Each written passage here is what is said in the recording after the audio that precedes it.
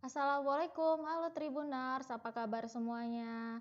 Nah Tribuners, hari ini kita bakal membahas nih gimana sih peluang dari bisnis kecantikan. Nah soalnya ya kalau kita lihat ya di sekeliling kita itu sekarang klinik kecantikan itu sudah banyak bermunculan.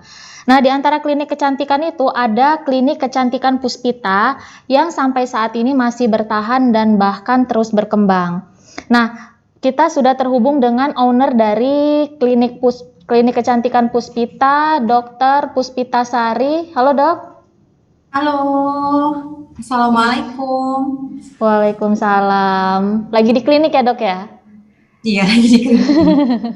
Kelihatan. Iya, dokter apa kabar? Alhamdulillah baik, Sehat ya dok ya? sehat. Iya, minta waktunya sebentar ya dok ya? Boleh ya, Iya, kita ngobrol-ngobrol ya. Iya.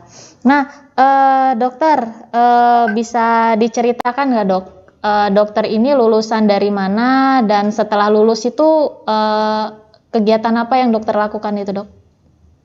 Oh, jadi gini, Mm-mm. aku lulusan Universitas Lampung Mm-mm. tahun 2011.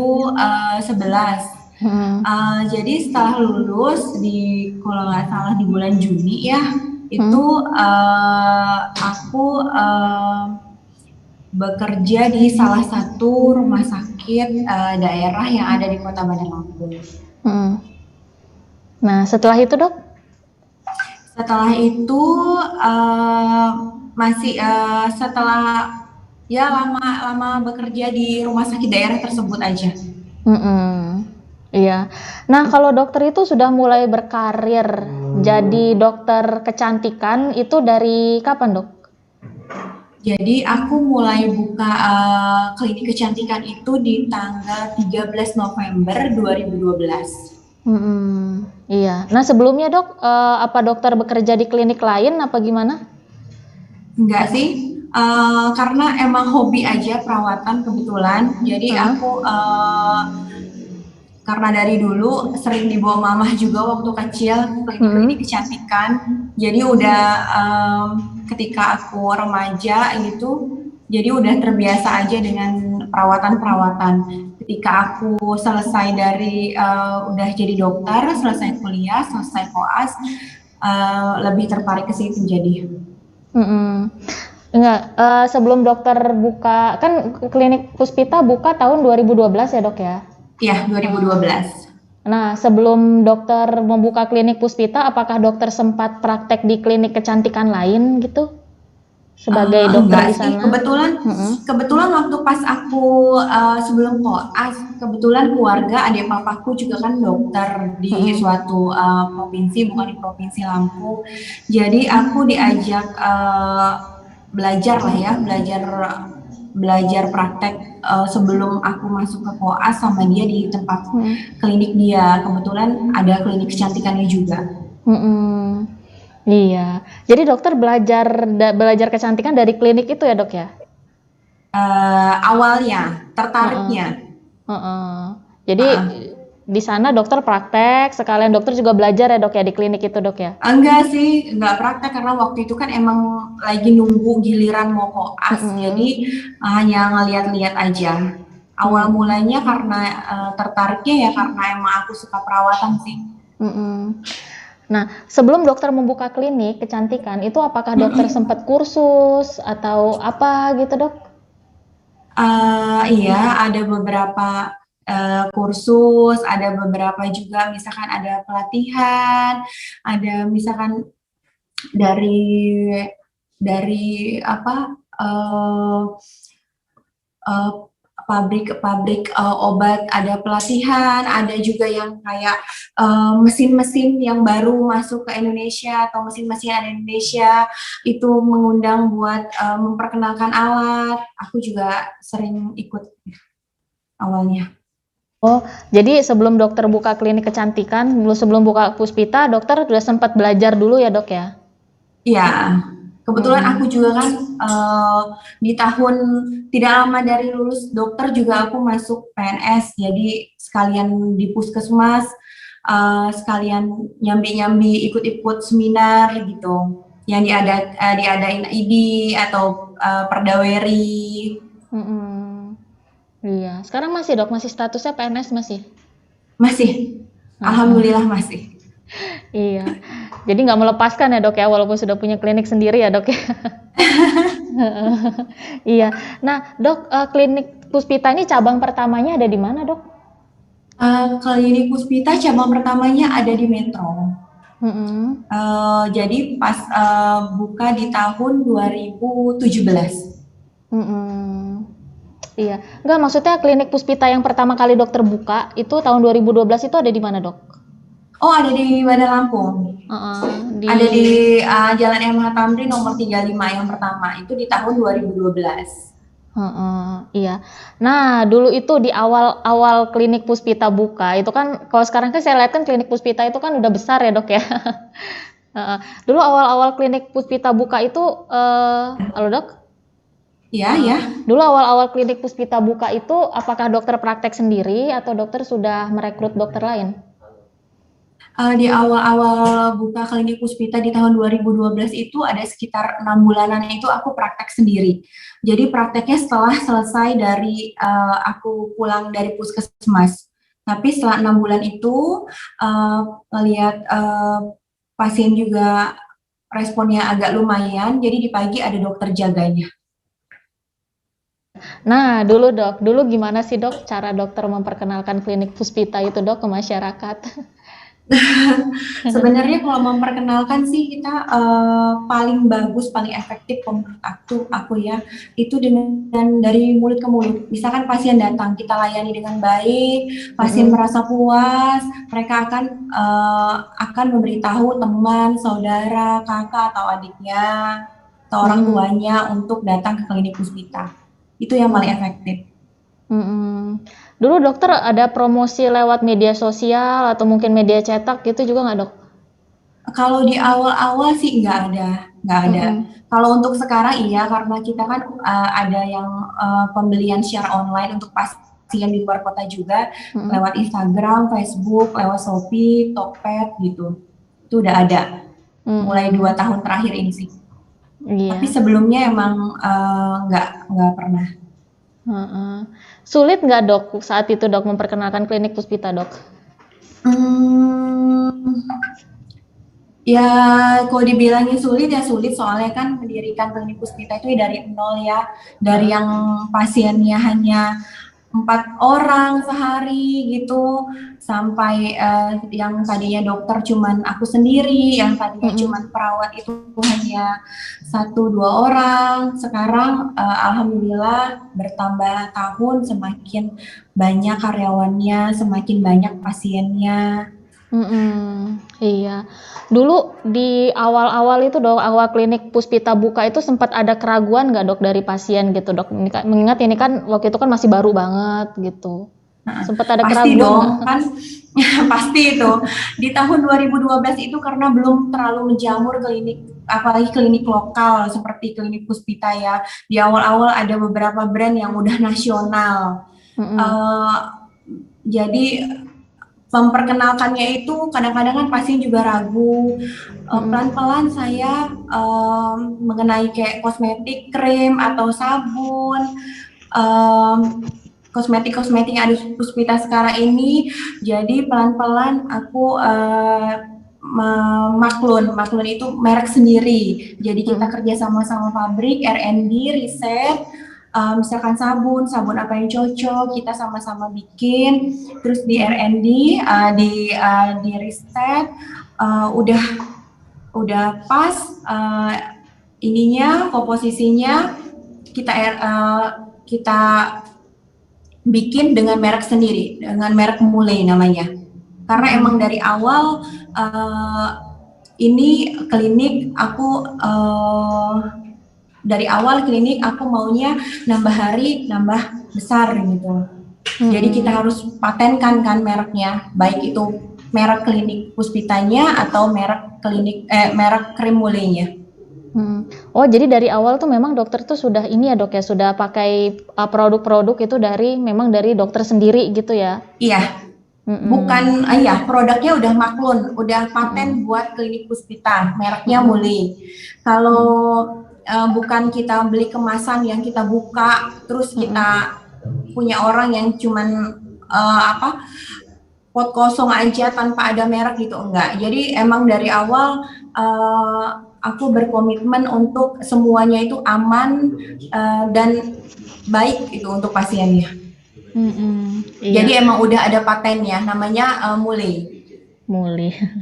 Nah, iya dok. Nah dok, selain menyediakan krim dok, ada apa lagi sih dok yang ditawarkan di klinik Puspita dok? Mungkin ada perawatan ada apa? banyak. Jadi kita ada krim. Kalau yang untuk dasarnya biasanya ada krim, ada krim malam, krim pagi, toner, sabun, nail cleansing. Sekarang udah lumayan ke bedak, hand body, dan hand body untuk kaki pecah-pecah.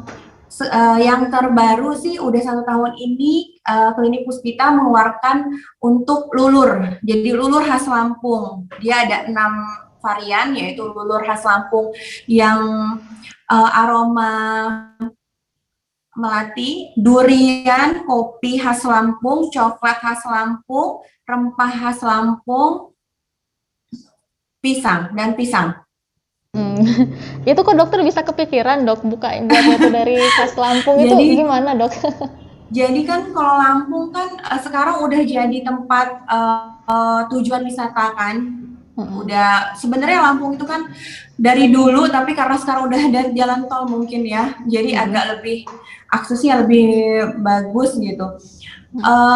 Aku ngelihat Bali, kayaknya Bali ada lulur, terus kita kalau mau kemana ke Jogja juga spanya terkenal gitu. Kenapa Lampung nggak ngangkat itu? Sementara bahan baku di Lampung ini banyak. Kopi dari Lampung, coklat dari Lampung, rempah-rempah dari Lampung, pisang dari Lampung. Kenapa kita nggak mengangkat itu? Dan kenapa juga aku dari awal paten kan namanya itu Mulai. Mulai itu kan artinya gadis Lampung. Jadi insya Allah misalkan klinik Puspita dilancarkan untuk go nasional, mulai yang dipakai mengangkat nama Provinsi Lampung itu sendiri. Oh jadi dokter itu memang dari awal pengen mengangkat Lampung ya dok ya, makanya ada nuansa Lampungnya semua namanya ya dok ya. Iya, dari nama, terus sekarang yang itu lulur khas Lampung juga kan sekarang udah di Shopee ada, di Tokped ada, dan akan datangnya dalam waktu dekat akan ada di toko oleh-oleh khas Lampung. Wih, hebat dokternya. Itu udah dari kapan dok itu lulur itu dokter ini? R&D itu kebetulan kita risetnya kalau untuk lulur itu sebenarnya kalau lulur durian itu udah 3 tahun yang lalu. Tapi karena terkendala baunya, konsistensinya, terus banyak kan kalau R&D itu apa ya? Dari bau durian yang nggak nemu bau durian yang pas gitu, bau kopi yang pas daerah Lampungnya gitu, juga coklat itu juga rempah. Dan lulur khas Lampung yang rempah itu aku kombinasi dari yang untuk rempah-rempah yang untuk biasanya untuk pindang Lampung itu dijadiin satu, dijadiin lulur. Oh jadi tantangannya di situ dok ya, meminimalisir baunya dok ya. Iya, jadi kalau misalkan lulur yang aroma kayak melati itu agak mending lah ya, kan dia secara umum. Kalau misalkan yang kayak durian, kayak kopi khas Lampung yang bener-bener taste-nya Lampung banget gitu agak lama. Yang paling lama sih durian sama pisang, sekitar 2 tahunan. Ya, durian kan baunya tajam banget ya dok ya. Durian banget. Iya. Nah dok, selain mengeluarkan produk itu treatment di klinik Puspita itu banyak nggak sih dok? Mungkin selain facial ada apa lagi gitu dok?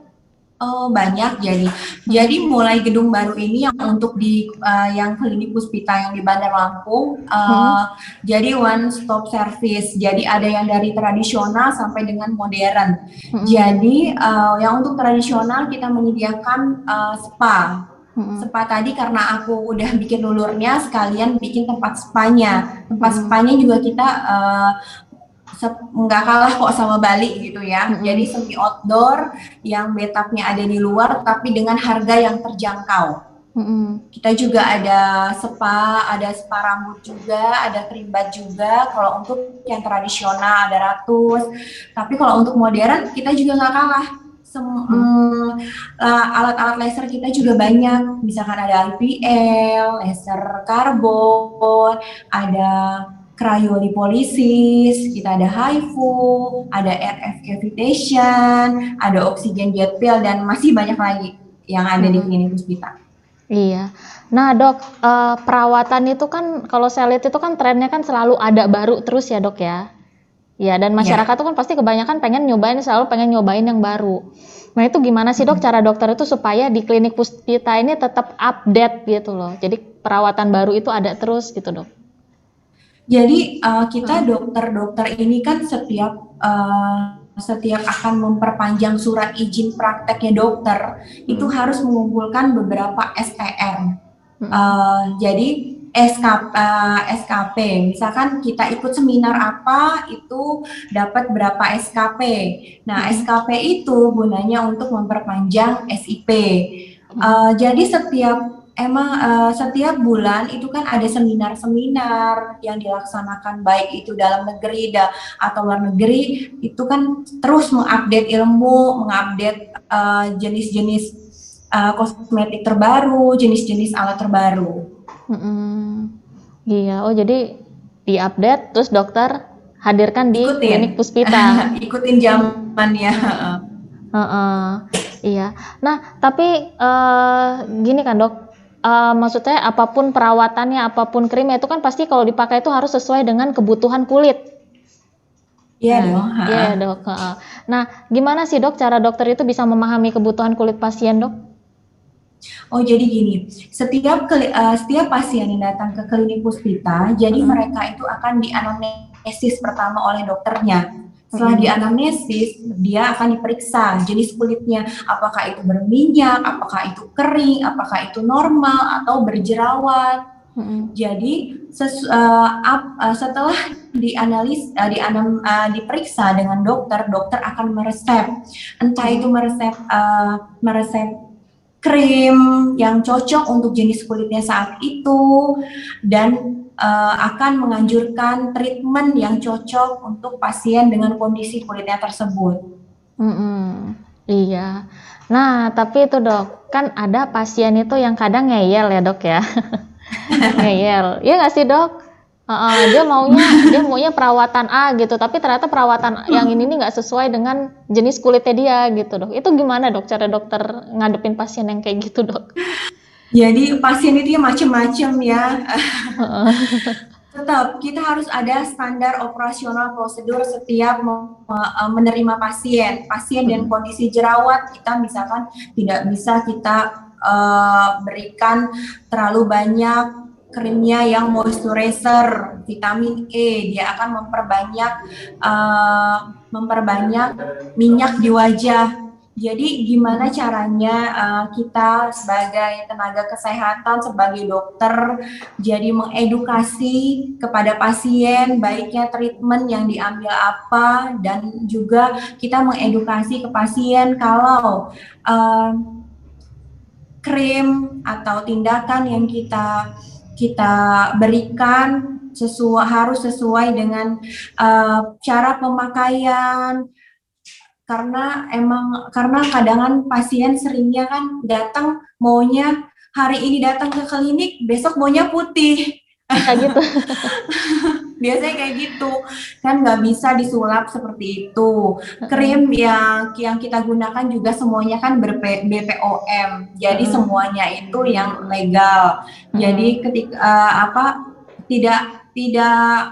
tidak baik kalau misalkan malah krim yang sekali pakai dia langsung putih, itu isinya harus dipertanyakan.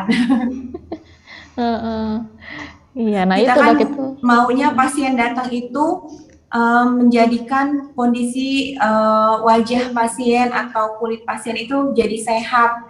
Kalau ke depannya nanti bisa glowing, itu lebih baik kan. Tapi yang terpenting kulit pasien jadi sehat. Nah, iya dok, kan ada tipe pasien yang kayak gitu. Kok kulitnya nggak putih-putih, kok jerawat nggak hilang-hilang gitu. Ada kan dok kayak gitu kan? Banyak sih, itu kan kalau misalkan kayak gitu juga kayak jerawat, apalagi pasien jerawat kan emang susah ya, bukan hanya terapinya secara topikal yang dioles, tapi kita juga kan harus ada misalkan obat yang diminum dari dalam, pola makan, pola tidur, pola stresnya gitu kan. Banyak sih komponennya. Iya. Nah dok, tapi kan dok, kebanyakan kalau saya lihat pasien itu kan sama dokter ya, itu kan agak jaga jarak ya dok ya. Nah, ya mungkin ada perasaan sungkan, ada perasaan apa gimana. Kalau dokter gimana sih dok, cara dokter itu biar dekat terus dengan pasien dokter? Biasanya kita kalau di klinik Puspita dokternya ya selalu kalau pertama datang ya pasti kan semuanya menyambut dengan baik ya. Pasien kan raja ya Mbak. Jadi menanyakan apa keluhannya,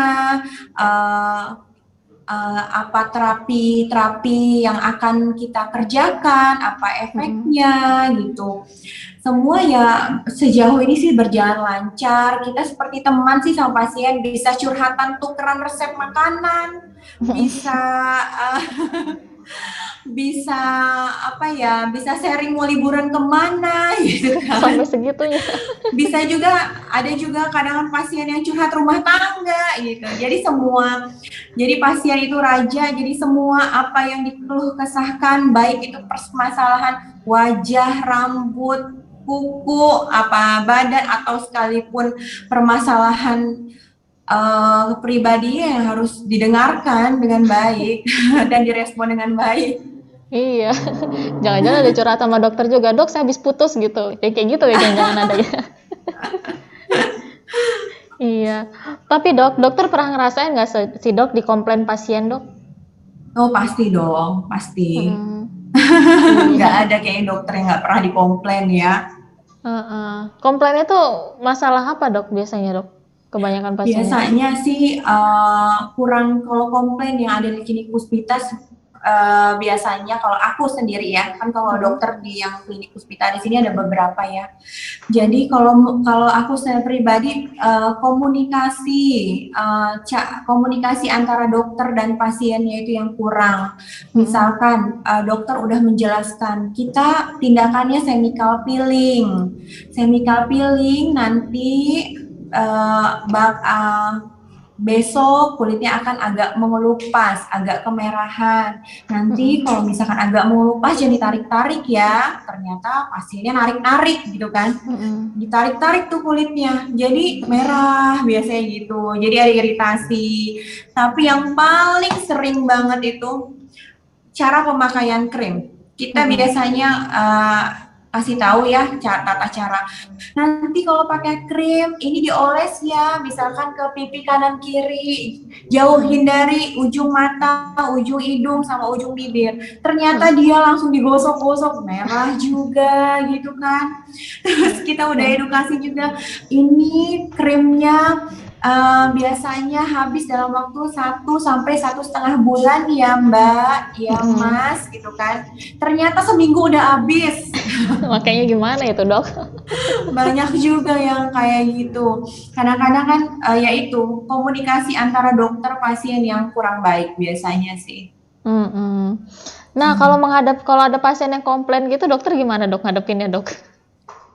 Kita harus hadapin lah komplain ya, kita cari akar permasalahannya apa ada di kesalahan prosedurnya, atau ada kesalahan di saat pengerjaannya, atau setelah pengerjaannya ketika pasien pulang. Apa hal-hal yang dilarang, apakah ia kerjakan atau tidak gitu. Kayak tadi misalkan kita habis laser CO2 misalkan. Udah kita jelaskan ke pasien, tidak boleh panas-panasan dulu ya 3 hari. Taunya pasiennya berjemur di pantai, terus merah gitu kan. Jadi kalau misalnya setiap ada komplain pasti kita layani dengan baik. kita tanyakan dulu, kita lihat lagi prosedurnya, cara tindakannya, dan setelah pasien pulang. Biasanya setelah tindakan pasien 1 hari atau plus 3 hari setelah tindakan, biasanya perawat akan telepon pasien menanyakan apakah ada keluhan, bagaimana cara pemakaian krim iritasi, misalkan bagaimana caranya dia memakai krim pagi gitu. Biasanya perawat menanyakan sih untuk meminimalisir adanya keluhan. Iya, tapi setelah dijelaskan ngerti ya dok ya pasiennya ya? Alhamdulillahnya sih ngerti sih. Iya dok. Nah sekarang ini kan klinik kecantikan itu kan menjamur ya dok ya? Jamur banget kan, banyak banget ya dok ya? Yang baru-baru aja ya? Banyak gitu. Iya. Nah dokter merasa tersaingi nggak sih dok? Atau dokter ada perasaan takut pasien dokter pindah gitu? Oh enggak sih, sama sekali enggak. Rezeki kan udah ada yang ngatur ya, udah ada Allah yang ngatur. Udah, jadi gini, sebisa mungkin pelayanan klinik kecantikan Puspita dari hari ke hari semakin baik. Yakin aja pasiennya nggak bakal pergi, itu aja sih. Nah iya itu. Jadi itu ya, pelayanan yang baik itu ya, cara dokter tetap bisa bertahan. Pelayanan yang baik, kita tetap ramah, kita tetap sopan, dan juga yang terpenting, kita harus tetap update kosmetik yang lagi tren sekarang, update alat-alat yang lagi tren sekarang gitu. Iya. Nah dok, kalau tren perawatan kecantikan itu dok, antara klinik satu dengan klinik lainnya itu sama nggak sih dok? Biasanya kan kita ada ini ya, kalau tren itu, kalau setiap klinik menurut aku ada kurang lebihnya masing-masing. Misalkan, kalau klinik kami misalkan mengutamakan keramahan, terus juga kenyamanan pasien, bagaimana pasien tuh nyaman ada di klinik Puspita. Misalkan yang datang ke klinik Puspita duduknya nggak empet-empetan, misalkan parkirnya juga nggak tumpuk-tumpukan gitu, bersih. Misalkan yang terutama sih harus ramah ya sama pasien. Iya, jadi itu tips ya dokter ya, kenapa tetap bisa bertahan sampai sekarang ya dok ya. Tadi klinik Puspita sekarang cabangnya ada berapa dok? Cabang sampai dengan saat ini alhamdulillah ada 4, ada di Metro. Yang cabang pertama ada di Metro di tahun 2017, ada Sidomulyo Lampung Selatan di tahun 2018, di Pringsewu 2019, ada di Unit 2 2020. Insya Allah di tahun ini kita buka di Palembang dan Jakarta. Doain ya. Amin. Iya. Nah dokter, apa sih dok yang membuat dokter membuka cabang yang banyak ya kayak gini? Apa permintaan pasien atau gimana dok?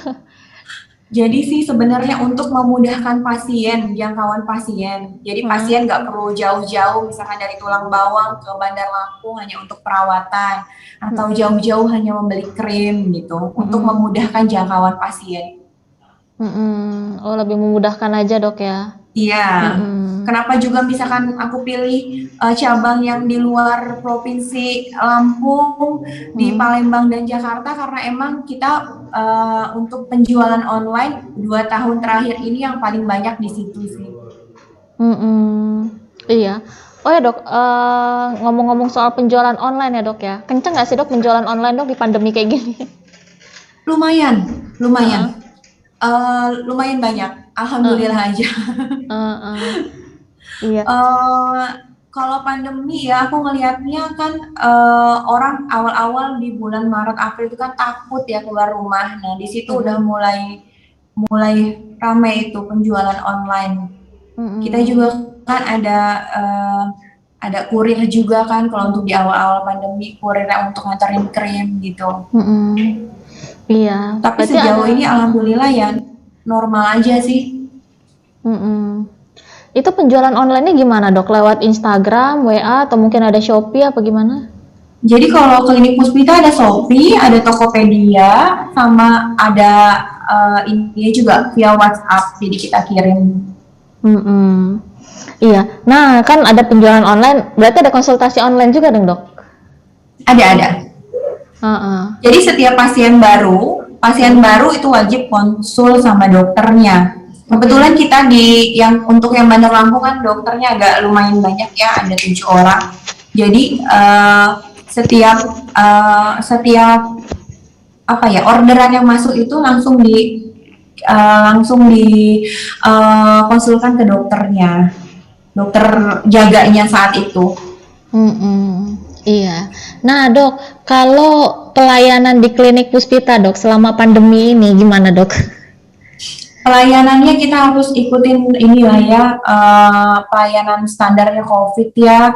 Jadi pasien datang itu emang wajib pakai masker, tidak boleh tidak pakai masker. Kalau mohon maaf, kalau misalkan tidak pakai masker, emang tidak diizinkan untuk masuk ke klinik Puspita.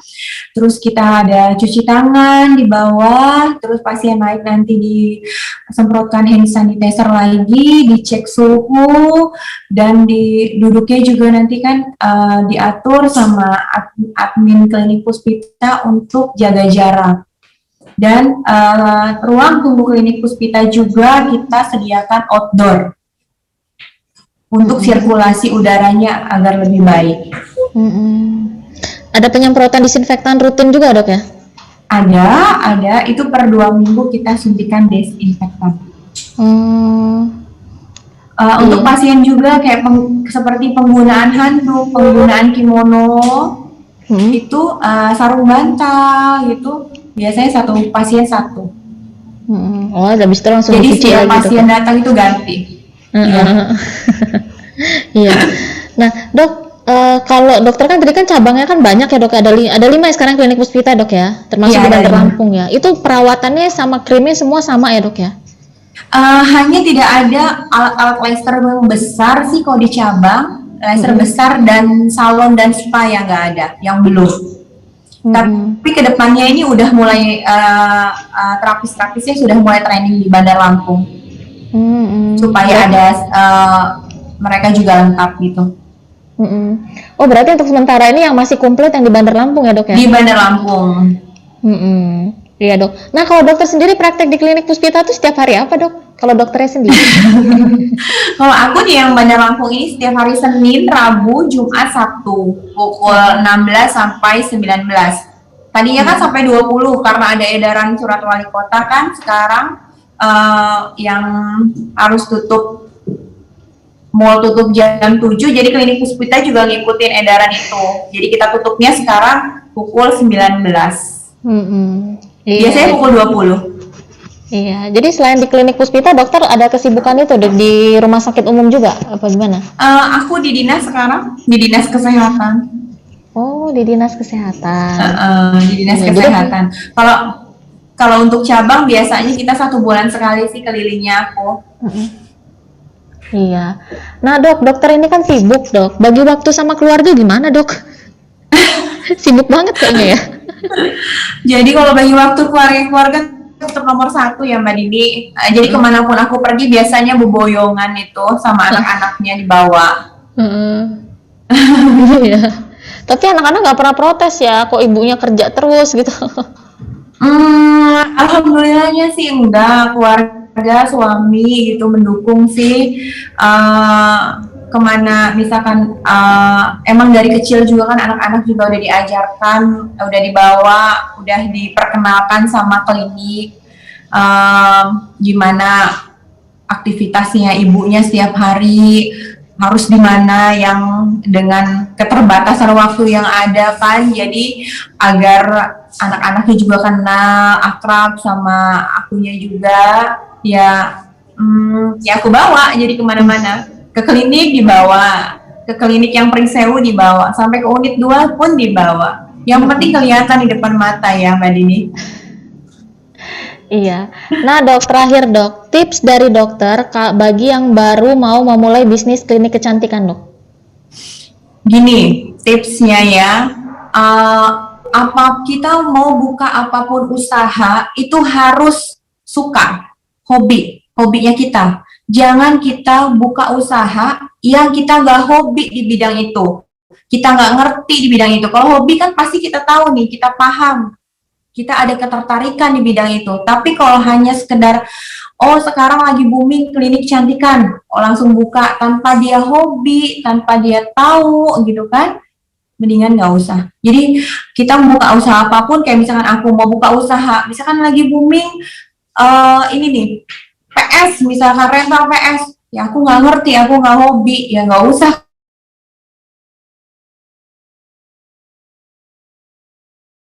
Halo dok? Ya, apapun usaha yang bakalan dirintis awal itu harus sesuai dengan hobi kita. Iya. Oke Itu dokter aja sih Mbak Dini. Iya. Oke dokter Puspita, terima kasih banyak ya dok ya atas waktunya dok ya. Iya, sama-sama. Makasih udah sharing-sharingnya. Jangan bosan ya dok. Iya. Oke Main-main ya klinik ya. Iya pasti dok. Dekat kok dok dari rumah kliniknya. Iya. Terima kasih banyak ya dokter ya atas waktunya dok ya. Sampai ketemu lagi dok. Mbak Dini. Iya, sehat-sehat ya buat kita semua ya. Iya dokter, terima kasih. Oke Tribuners, tadi obrolan kita bareng dengan Dr. Puspita. Semoga obrolan bermanfaat. Sampai jumpa lagi. Assalamualaikum.